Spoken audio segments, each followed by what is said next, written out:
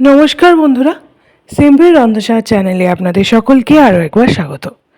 আজ আমি আপনাদের সঙ্গে আরও একটা মুখরোচক স্ন্যাক্স রেসিপি নিয়ে চলে এসেছি, যেটা খেতে হবে খুবই সুস্বাদু এবং একদমই ঘরোয়া পদ্ধতিতে কম সময়ের মধ্যেই আমরা বানিয়ে নিতে পারবো এবং অবশ্যই বাচ্চাদের টিফিনে বা সন্ধে গরম চা বা কফির সাথে এই রেসিপিটা একদম জমে যাবে।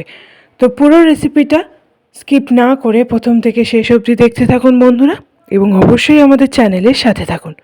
চলুন বন্ধুরা, দেখে নিই কীভাবে বানিয়ে নিচ্ছি। প্রথমেই নিয়ে নিয়েছি গাজর কুচি, তার সাথে নিয়ে নিয়েছি বিটটাকেও কুচিয়ে রেখেছি, এর সাথে নিয়ে নিয়েছি আদা কুচি।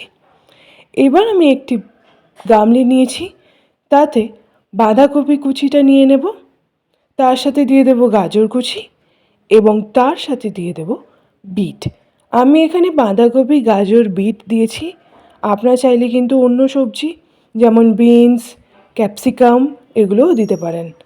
এবার আমি দিয়ে দেব আদা কুচি, তার সাথে দিয়ে দিচ্ছি একদমই অল্প পরিমাণে চিনি, স্বাদটাকে যাতে ব্যালেন্স করার জন্য। তারপর স্বাদ মতো নুন, তার সাথে দিয়ে দেব গরম মশলা এবং চিলি ফ্লেক্স। এরপরে দিয়ে দিচ্ছি জিরে ধনে গুঁড়ো, এটাকে রোস্টেড জিরে ধনে গুঁড়ো। এবার দিয়ে দিচ্ছি 1 চামচ হলুদ গুঁড়ো এবং তার সাথে দিয়ে দিচ্ছি কর্নফ্লাওয়ার 2 চামচ।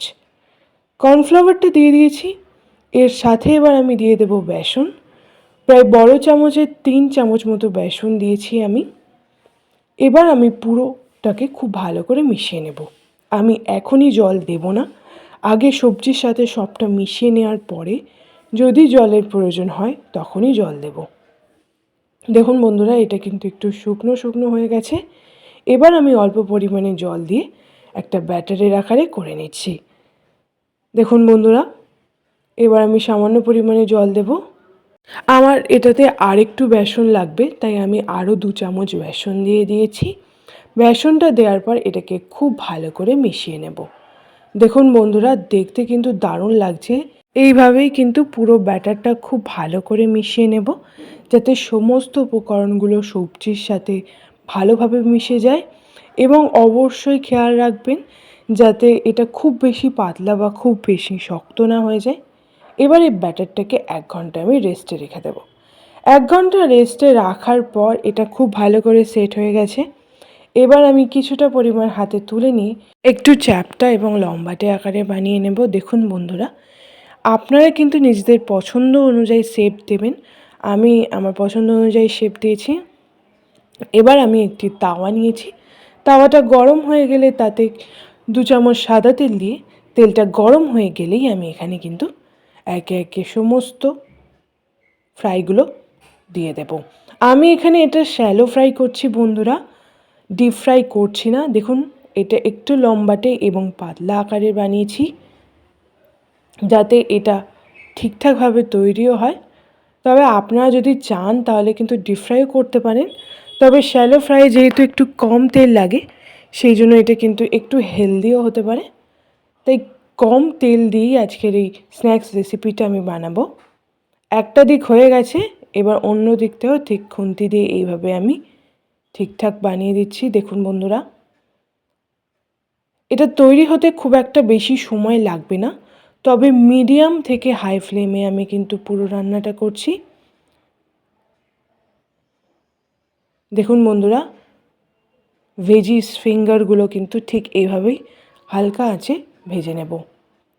এবং অবশ্যই খেয়াল রাখবেন যাতে ভিতরে সবজিটা বা বেসনের যে ব্যাটারটা আছে সেটা যেন কাঁচা না থাকে, ঠিকঠাকভাবে যেন রান্না হয়। একটা দিক হয়ে গেছে, এবার উল্টো দিকটাও কিন্তু ভালো করে ভেজে নিয়েছি। দেখুন বন্ধুরা, দুটো দিকই কিন্তু দারুণভাবে ভাজা হয়ে গেছে। এটা দেখতে কিন্তু দারুণ লাগছে এবং আশা করছি খেতেও ভালো হবে। তো রেডি হয়ে গেছে ভেজিস ফিঙ্গারের এই ইউনিক স্ন্যাক্স রেসিপি। এবার আমি স্যালাডের সাথে এটাকে সার্ভ করে নেব। দেখতে কিন্তু দারুণ লাগছে বন্ধুরা। শসা এবং গাজরের সাথে এবং সসের সাথে আপনারা অবশ্যই এটা বাড়িতে ট্রাই করে দেখবেন। এবং দেখুন বন্ধুরা, দুটো দিকটাই কিন্তু খুব ভালো করে ভেজে নিয়েছি এবং আমি এই পুরো টেক্সচারটাতে খুব একটা বেশি কিন্তু মোটা বানায়নি, এটা একটু লম্বাটে এবং সরুর আকারে হয়েছে, তাই অবশ্যই এটা সিদ্ধও হয়েছে, সবজিগুলো কিন্তু ভেতরে কাঁচা নেই। তো এই দিকটাও অবশ্যই খেয়াল রাখবেন ভাজার সময়। এইভাবে আমি বাকিগুলো বানিয়ে নিয়েছি, দেখুন বন্ধুরা বাকিগুলোও হয়ে গেছে। এবার আমি একে একে সেগুলোও তুলে নেব। আমাদের ভেজিস ফিঙ্গার রেডি। তো অবশ্যই আমাদেরকে কমেন্ট করে জানান রেসিপি কেমন লাগলো। ভালো লাগলে লাইক করে দিন, শেয়ার করে দিন। আমাদের চ্যানেল সিম্পল রন্ধনশালাটিকে সাবস্ক্রাইব করে দিন, পাশের বেল আইকনটি প্রেস করে দিন। ধন্যবাদ।